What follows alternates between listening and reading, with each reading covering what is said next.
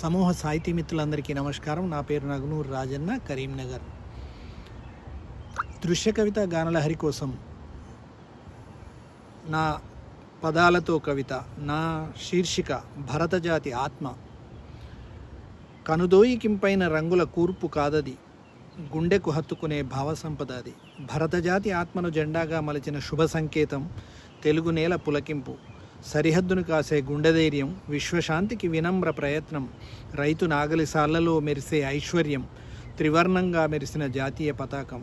దేశమంటే మట్టి కాదోయ్, దేశమంటే మనుషులు అన్నాడు మహాకవి.